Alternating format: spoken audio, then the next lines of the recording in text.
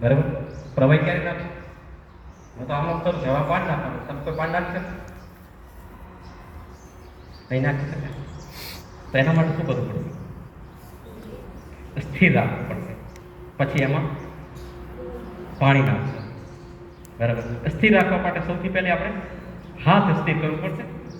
બરાબર. હાથ સ્થિર નહીં થાય કારણ કે હાથ એને હોલ્ડ કરેલું છે, હાથે પકડ્યું છે. બરાબર.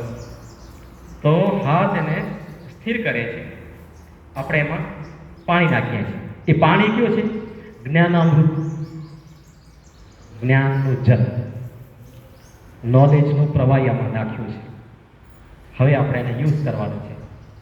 બરાબર. હાથને કહીએ, હાથ આવો પીવડાવો. જો કીધું કામ નથી કરતો, માનતો નથી. બરાબર. પીવું છે, નોલેજ છે, જ્ઞાનામૃત છે. બરાબર. તો હવે આપણે એને નોલેજને અબ્ઝોર્વ કરવું છે અને ઘરકાવ કરવું છે. નોલેજને જીવનમાં આત્મસાત કરવું છે. કેવી રીતે થશે? મનને કહેશે, એ મન આટલું બધું અમૃત ભરેલું છે ગ્લાસની અંદર, આપણે પીવાનું છે. બરાબર. તો પહેલે હાથ સ્થિર થયું, પ્રવાહી આવ્યું, મનને કીધું, થયું. થાય છે.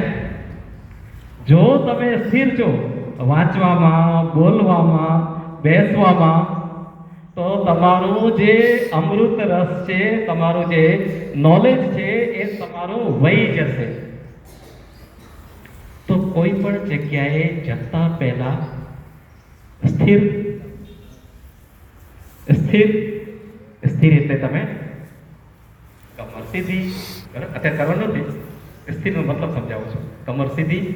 બરાબર. મન શાંત, હાથ સ્થિર. હવે નોલેજ આવશે, બુકમાંથી આવશે. ટીચરે બોલાયેલા શબ્દો, બીજે ક્યાં બુકમાં વાંચ્યું. આજે તમારા બધા માટે ગિફ્ટ લઈ આવ્યા છે. આ બધા એક એક જણાને બુક આપશો. બરાબર. રોટરી ક્લબ અંજાર તરફથી. અને જે બહેનો આવ્યા છે એ તમારા માટે ખાસ 2 દિવસની પ્રસાદી બનાવે છે. એને અમે ટોલી કહીએ અથવા તો ભગવાનનો ભોગ કહીએ છીએ.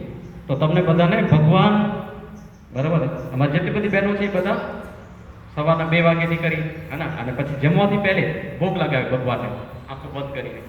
બરાબર. ભગવાનના આદેશથી. તો એ તમને ટોલી જે તમે ખાશો. બરાબર. ક્લાસમાં જઈને તો પહેલે જે પણ જગ્યાએ જાઓ, સ્થિર થાઓ, હાથને સ્થિર કરો. બરાબર. પ્રવાહી ભરો, આત્મસાત કરો. ઠીક છે. ઘણું બધું કરીશું આપણે. હવે છે ને થોડીક એક એક્ટિવિટી કરીએ.